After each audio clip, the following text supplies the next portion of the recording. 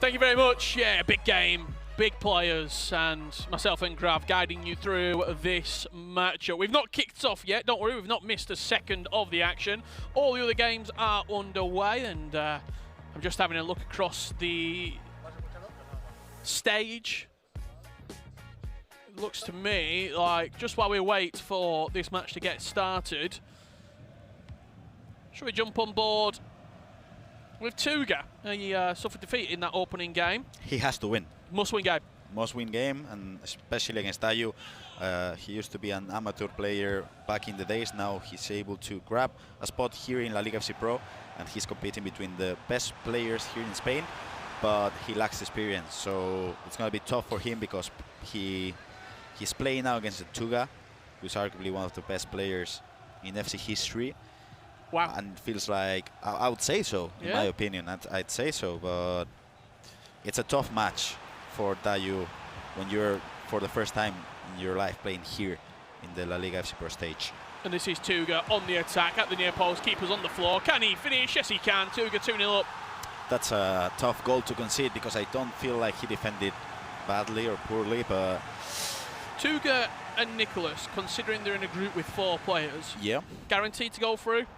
For sure, they have to go through. The main question is who goes through in the first position and qualifies for the finals as well. Well, here is DFernandes and Andoni going head-to-head, and DFernandes, after 4 minutes, has opened the scoring. 1-0 here, Graf. I gotta tell you, I did watch DFernandes play a couple of weeks ago in the qualifier number 3 online of Europe West, and the way he built up with the 4-4-1-1, the way he triggered runs with the midfielders, I gotta tell you, it's impressive the way he attacks with so many bodies on the inside. And I feel like if you want to beat DFernandes, you have to play with 3 midfielders, because if not, it's gonna be really tough to defend with just 2, with the way he just attacks with 3 in that area. Were you surprised when you consider Andoni's that first game? It was such an emphatic victory. To be honest, I think it was Nacho that mentioned that Zumaquero was training really well. And he was practicing really well, but I've not seen Zumaquero this year yet. So I won't say surprised, but he won convincingly, that's for sure.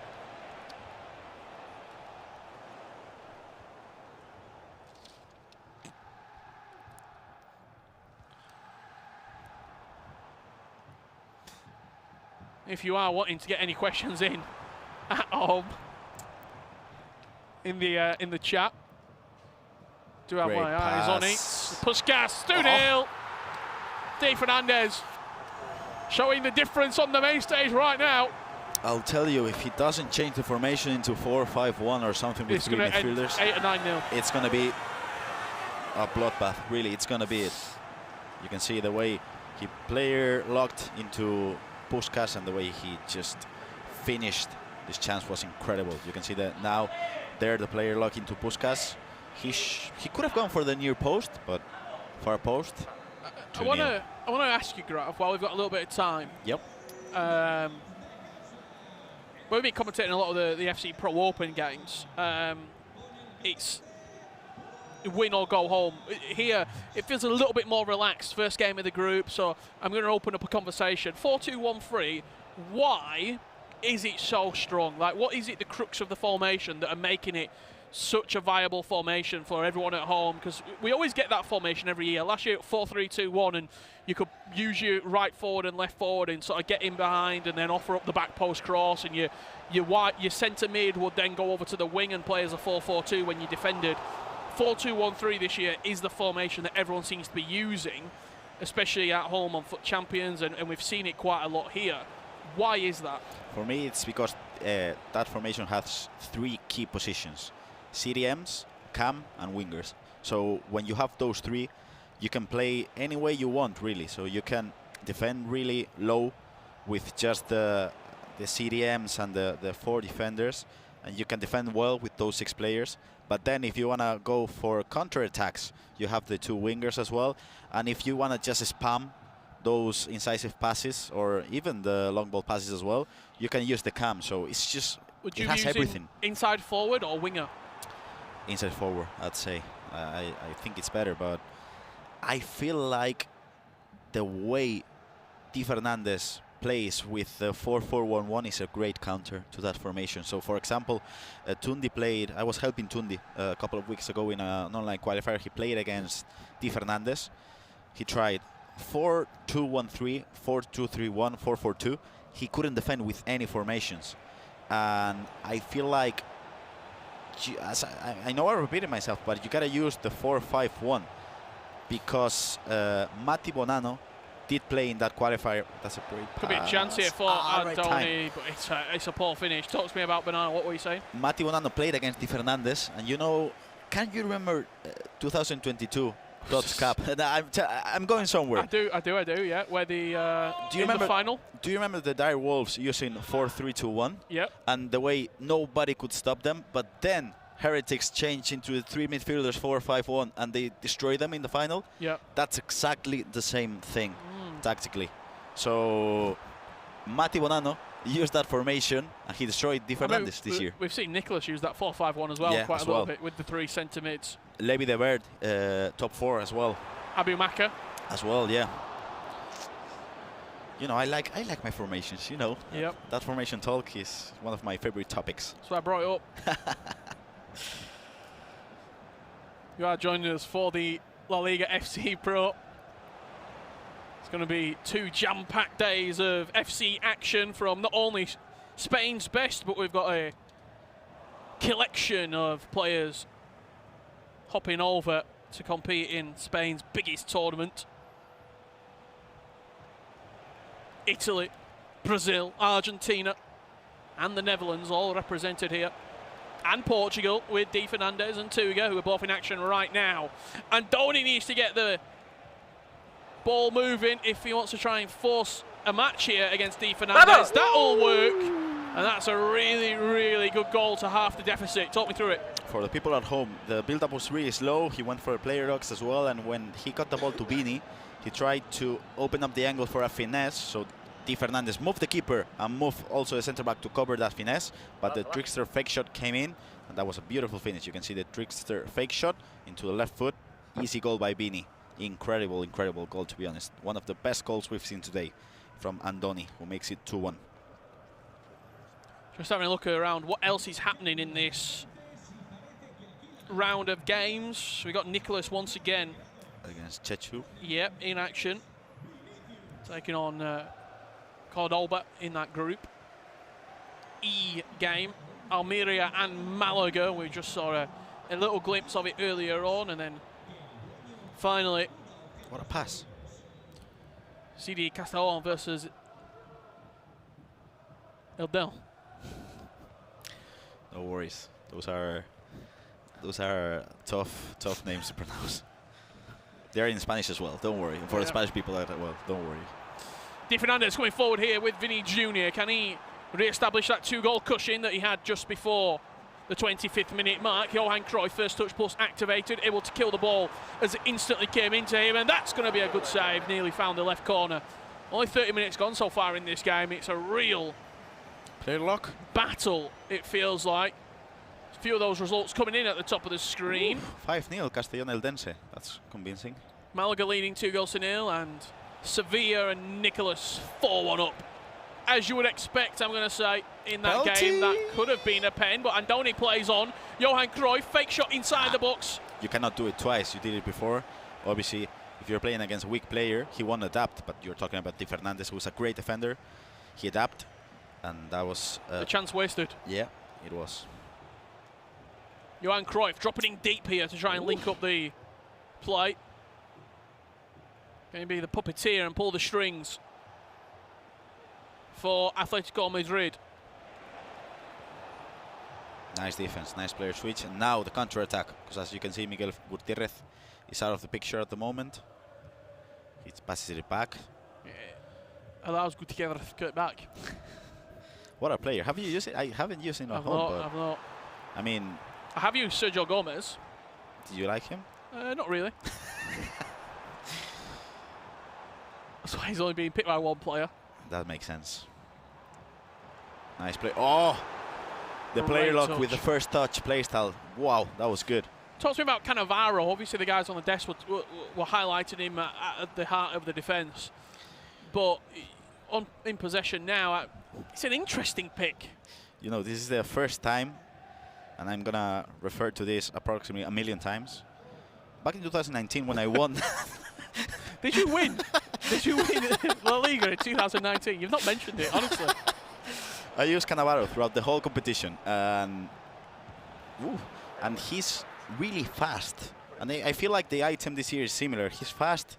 He's... Especially where crossing's not a super high meta as well. That's it. Like, he'll stop probably the counter-attacks, but if you defend with a low block, he'll defend as well. So I feel like he's a great shout-out, to be honest. Again, looking for that fake shot inside the box. He's hit it twice, Andoni.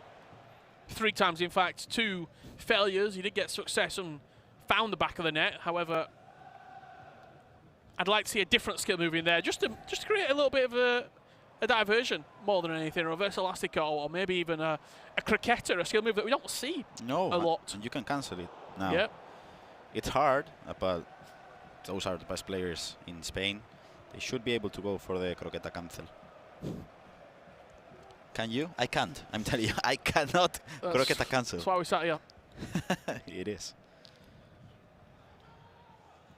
That ball down the line is going to be DFernandes's. And that will do us for half-time. It was a really, really action-packed first 25 minutes, and the second half of the first half just sort of petered out, and I think you can tell that in the stats as well. 1.78 sheet to 0.9.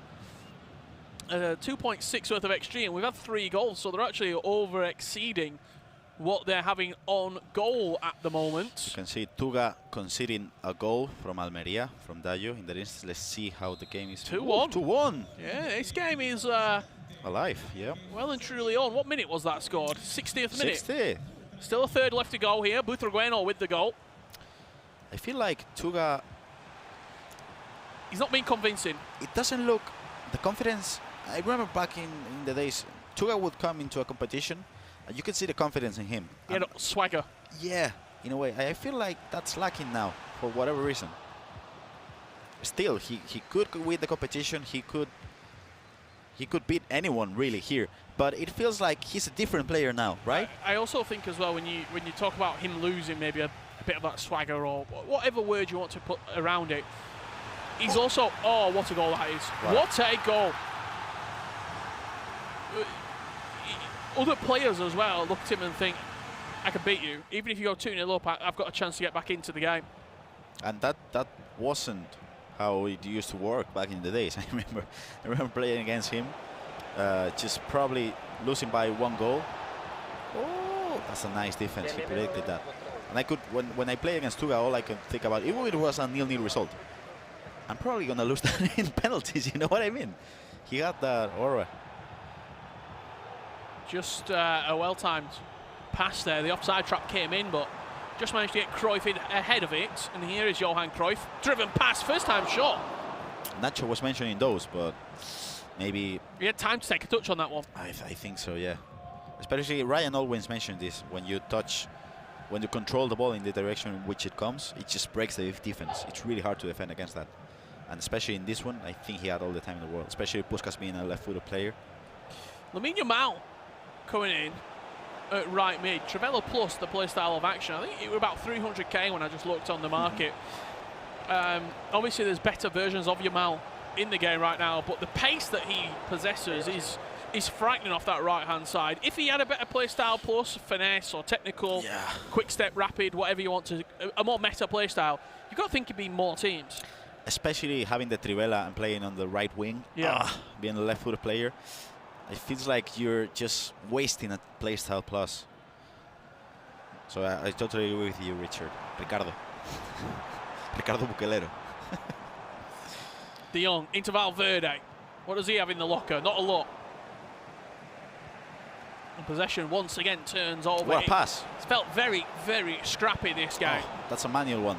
I think Obrun in the final against Sanders used those manual passes. First-time passes from one wing into the other, but you got to be so precise, and the timing has to be right as well, because if not, it's going to be an offside, as we just saw.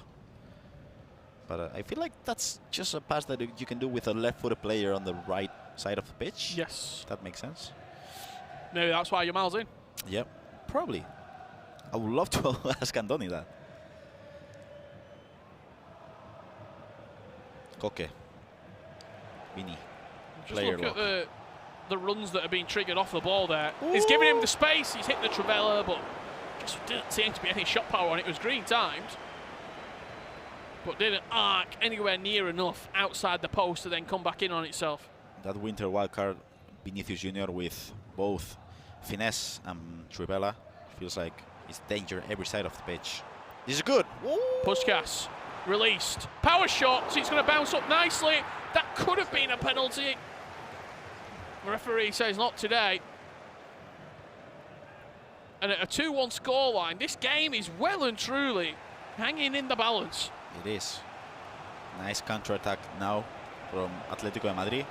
Lamine Yamal is through. This is dangerous. Yamal shifting the ball into Koke. Now De Jong takes over, back into Johan Cruyff. Vinny Jr. out wide. Couple of step overs, drives to the byline. What can he offer up? Yamal on the finesse, and it grazes the upright. That was a great attack. The fake player lock. He also passed the ball into a striker in which I think he could have gone for a near post shot or something. But then that finesse with Lamine Yamal, not precise enough. Got a question in the chat coming in from Zima Chiao. Yep. Hi, I like football and I'm very new to the game. Any tips? Because I'm finding defending and attacking very hard. You gotta play the game a lot. So first things first, if you don't play as much as you should, and if you don't watch these players competing against each other, I feel like I cannot give you like one specific thing, because you don't know how to attack, you don't know how to defend. Rivaldo, 1-on-1 with the keeper, just offside. You know what I mean, Rich? If you're lacking the defense, offense, it's skill games. The skill game is not there yet, so you gotta play. You gotta play the game. You gotta grind in rivals. You gotta squad battles. No, Okay. no squad battles. Okay. But now that you have the Maicon Cup as well, you can play on those. You gotta play the game really. DFernandes going forward here. Looking for the edge of the box. De Jong, can he offer up a Trivela? Not on this occasion, and then recycles the play.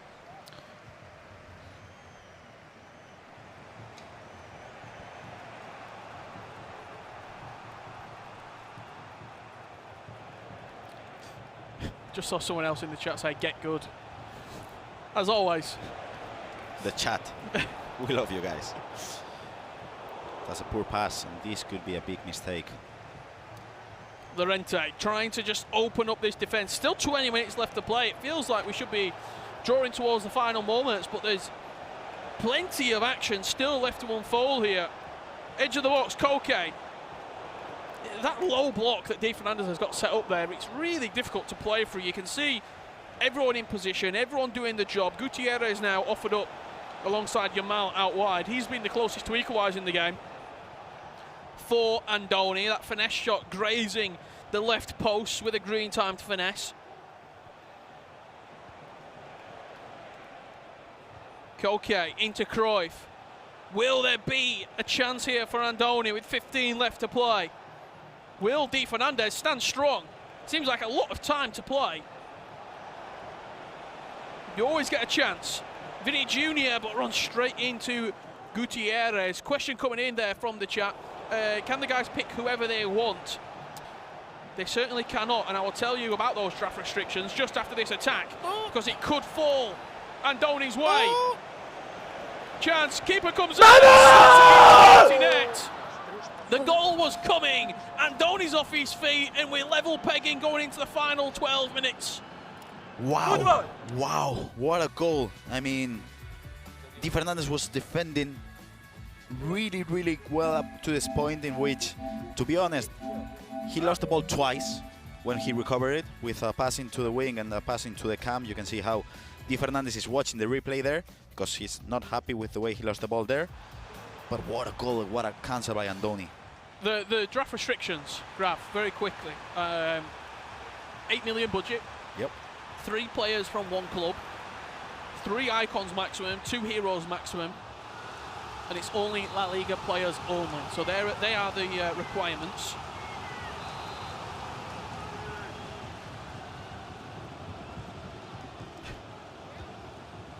Big goal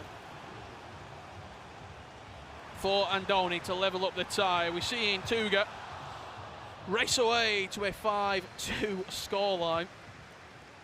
Apologies if that was a little bit loud as well for everyone at home. Got a little bit excited when Andoni scored. Yeah, sorry. I did. That was on me, sorry. It was a really good goal. It was. It deserved it.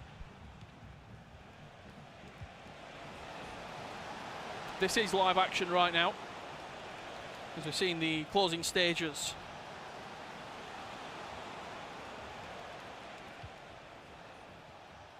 Between these two, that's a Travella from far out, but Uno Shimon is equal to it. Just having a look across. I think we're about ready to get back underway with our featured game of this round. Andoni taking on DFernandes, and with 10 minutes left to play, this is where we're going to rejoin the action. You can see now DFernandes attacking now on the right side of the pitch. This is good. This is good. The speed boost. Oh, that is unbelievable. Oh, that was close. He deserved the goal. He did. But again, the precision shooting. You gotta aim right. Especially when you're shooting first time like that, it's really quick. It is quick. Like millisecond changes you've got to make on that left analog stick. This is a good attack. Dinked over the top. Williams off the bench. Ooh. Little double back cancel. Mendez. Incisive pass plus into Vinny What a Jr. defense. What a defense with Fernandez. Could have drove at the near post there. Could have. But those 50-50 situations, he's defending them really well, DFernandes. Luquevacchio with the ball. Again, what a press by Andoni. I feel like this last 30 minutes of the game. Whoa. One thing we talk about with Nacho is the way you can adapt to your opponent, the way you gotta change the game style, and the way you attack. Look at Andoni, incredible second half. Williams into Koke, driven past De Jong now. What can he cook up? Back into Rivaldo. He's teasing. DFernandes. He'll get a second bite, a third bite. Cuts it back inside the box. It's green time, and it's going to bounce out for a corner. He's talking now with his coach. Maybe they're cooking something up. Maybe a play lock into the near post, a short one, then a near post play lock. Could happen. Maybe. Nope. Second one. No. Takes it short. Takes his time. Taking the space that's offered to him. Cannavaro, not the player you want over it. Yeah. Maybe he goes. Playing last attack. Yeah, probably goes back. Now he has time. Cannavaro suffering up the space there. How many minutes out of time do you think, though? 2? I'd say 3 because of the pauses. Let's see now. Marcos Llorente. 1 minute, that's... Oh. What do we know? Yeah, nothing. As we draw into the final chance of the game, it's going to fall Andoni's way. Atletico Madrid with a chance to win it here in Barcelona, but DFernandes stands strong, and that will do us 2-2. It was a juggernaut clash between two of the pre-tournament favourites, and it's finished level pegging. A point apiece for Atletico Madrid and Cadiz, and he'll be disappointed, will Andoni, because that second half of the game, he certainly felt like the player who was getting a little bit more control. What can they both take away from this, Grav?